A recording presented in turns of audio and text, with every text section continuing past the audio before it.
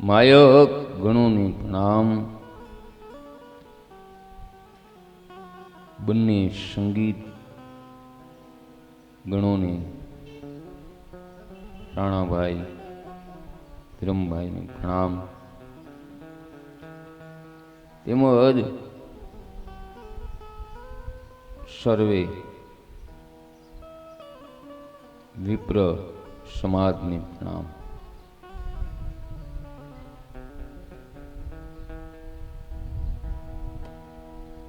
છઠ્ઠા દિવસની સવારની કથામાં વ્યાસપીઠ ઉપરથી મારા સર્વે પ્રેમી શ્રોતાઓને આપના દાસ ઘનશ્યામના જય શ્યારામ, જય શ્યારામ, જય શ્યારામ. કથાનું દર્શન કરતા પહેલા જગદંબા ભવાનીનું ભાવથી સ્તુતિ પ્રાર્થના કરી દરબારી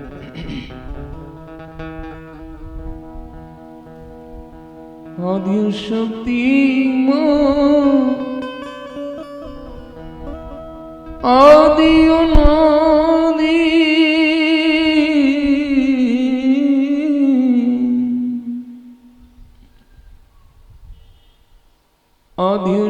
આદ્યશક્તિમાં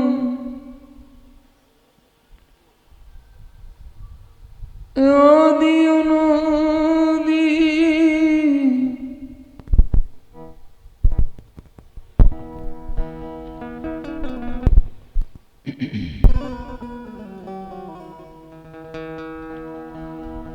આદ્યશક્તિમાં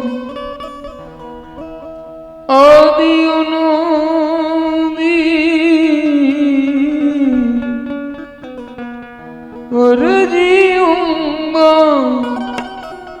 અરજી અંબા ઉર્માદર હે જગ જનની હે જગદંબા હે જગ જનની હે જગદંબા માત ભવાની માત ભવાની માત ભવાની શરણે લેજે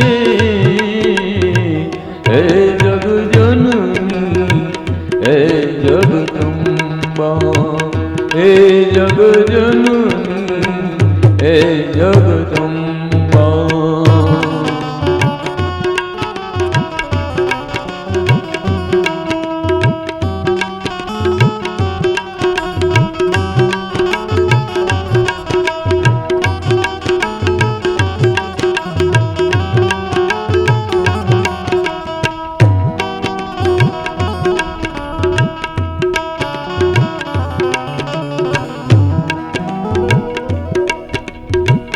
કોઈ ભલે દુઃખ મેરું શરીખું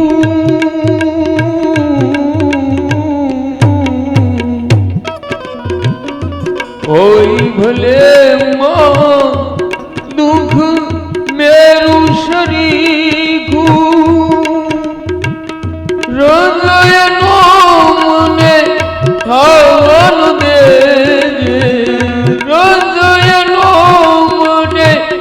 હવન દેજે રદ શરીખું દુઃખ જોઈ બીજાનું રદ શરીખું દુઃખ જોઈ બીજાનું રોવાને બે આંસુ દેજે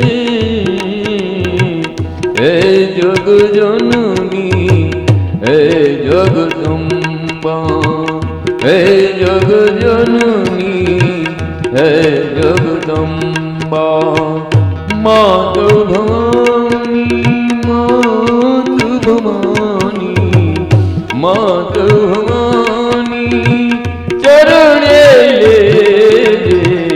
હે જગ જનની હે જગદંબા હે જગ જનની હે જગદંબા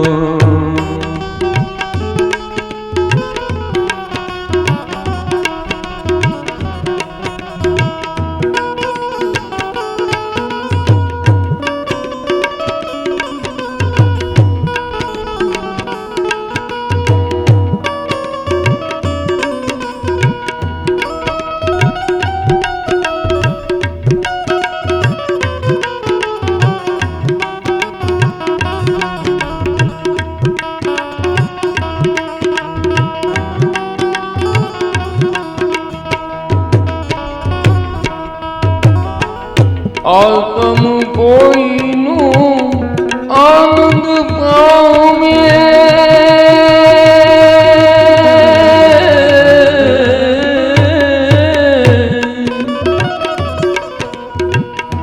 આતમ કોઈનો આનંદ પામે તો સંતાપી લે મુદ આત્મને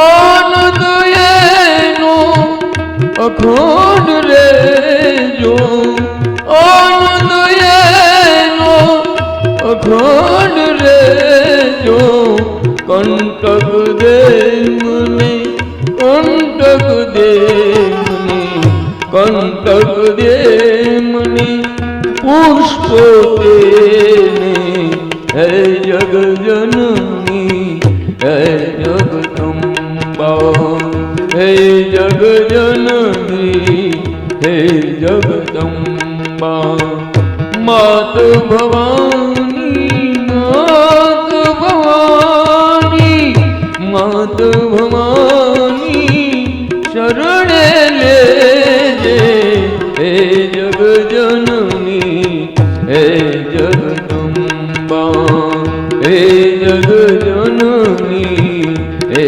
જગદંબા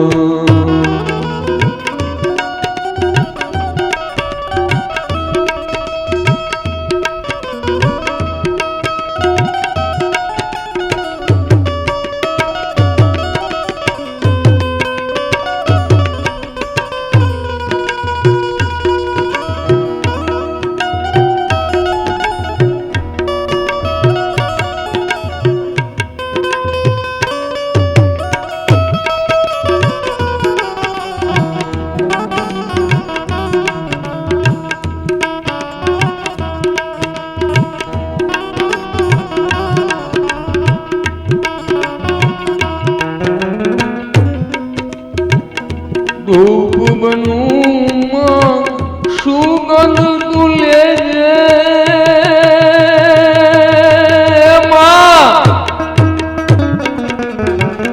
ધૂપ બનું સુગંધ તુલે